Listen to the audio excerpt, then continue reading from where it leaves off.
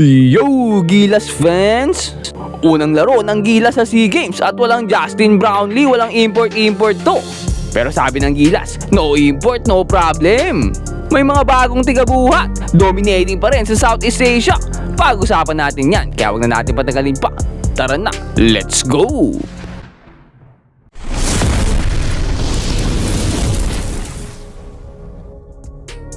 At yun nga no, unang kalaban ng Gilas dito, itong Malaysia, at sinimulan agad nila yan ng end one play.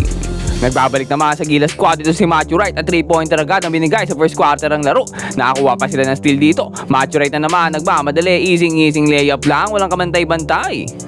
First time Gilas naman itong si Trotter at nakakuha pa ng foul dito sa play na to. Muli rin nagbabalik sa Gilas itong si Bobby Ray Parks at 3-pointer din agad ang binigay niya para sa Gilas squad.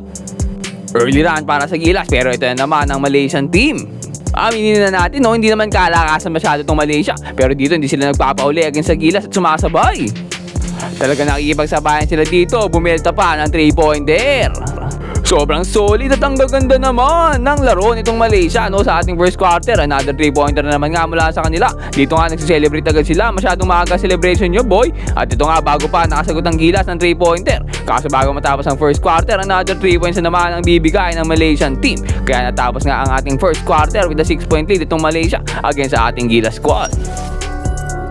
Nanlalamig na start para sa ating mga Gilas players. Ito nga tumira ng 3-pointer, nawalan. Na-rebound ulit niya, tumira ulit sa inside, nawalan pa din. Buti alangan doon ng offensive rebound itong si Eram. At dito na nga si Chua, napakagandang hook shot.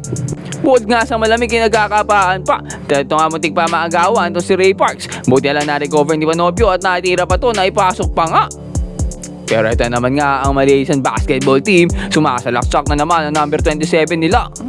Ray Parks ulit dito, susubok naman siya naman sa malaksak pero nakatapal pa siya dito. Fast break opportunity para sa Malaysia. Nagmamadali ang mga to at easy layup para sa kanila. Kaso nawalan pa no, buti lang doon ang rebound nila.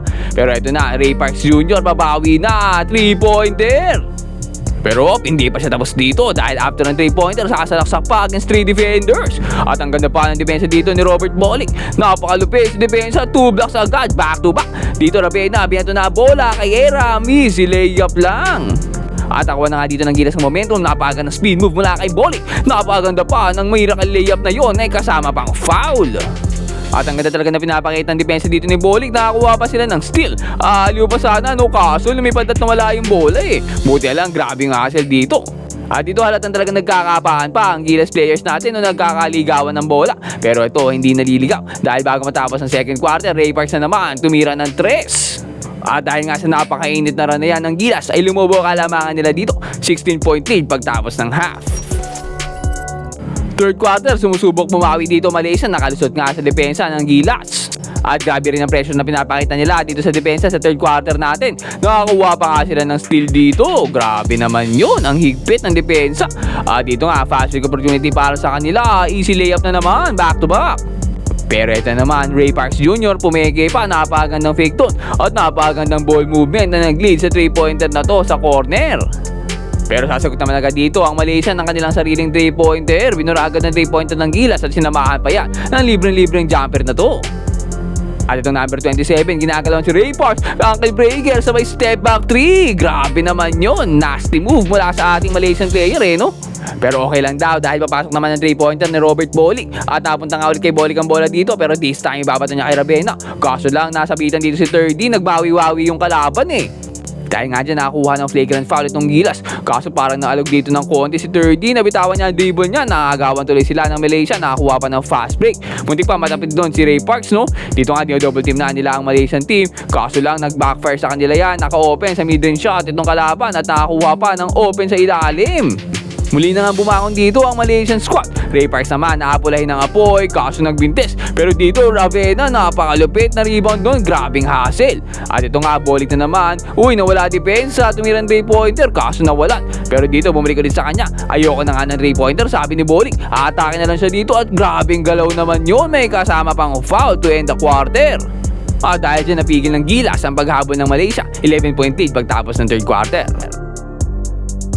Pagpasok ng ating fourth quarter, nag-full court pressure na nga dito ang Malaysia. Pero mukhang pinratis na ni Norman Black dito ang Gilas at hindi nga naging effective ang full court pressure na yan. Ang ganda nga ng mga pasaan nila dito at nakalusot pa itong si Malonzo ng layup na yan. Ang ganda naman ng pinapakita ng depensa sa kanila dito ng Gilas, hindi sila makalusot. Kaya dito ball movement na lang ang ginagamit nila para makascore. Kaso dito nagkamali naman sila ng pasa, nakasteal tuloy itong si Ray Parks. Nagmamadali na siya at nakita si Bolig sa corner, 4-3. Dali na! Kaya sabi nitong number 27 nila, sige wala na pasa-pasa to, baka na to, at inatake na nga't inaararo ang depensa ng Gilas. Pero talagang masyadong malakas itong ating Gilas team against dito sa Malaysia. Talagang hindi na nila nahanapan ng butas dito ang depensa ng Gilas at dire-diretso lang ang pag-atake ng Gilas hanggang ibao ng tuluyan ang Malaysian team. At tuluyan na nga silang ibabao ng Gilas at itong si Ray Parks sa napakagandang Eurostep na yan. At dito nga si Terdy nagyayabang pa at hinahype ang crowd.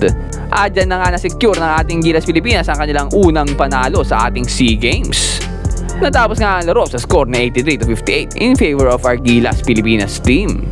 At ang ating best player of the game ay walang iba kundi si Ray Parks Jr. Nakapagtala nga ito ng 18 points and 6 rebounds. May kasama pa yung 2 assists at 2 steals. Great performance din both sides of the court itong si Robert Bolig. Nakapagbigay naman ito sa Gilas ng 17 points, 6 rebounds at may kasamang 2 steals at 2 blocks. At ito nga dalawang to ang nag-lead sa Gilas team para makuha ang kanilang unang panalo sa SEA Games. Kahit wala pang Brownlee yan. Pero kayo, ano sa tingin nyo? Tingin nyo ba ay magdedire-diretso ang panalo ng Gilas sa ating SEA Games? Comment down below at mag-subscribe ka na rin sa ating channel para lagi kang updated sa mga latest Gilas happenings. Ayun lang for today. Peace out and God bless.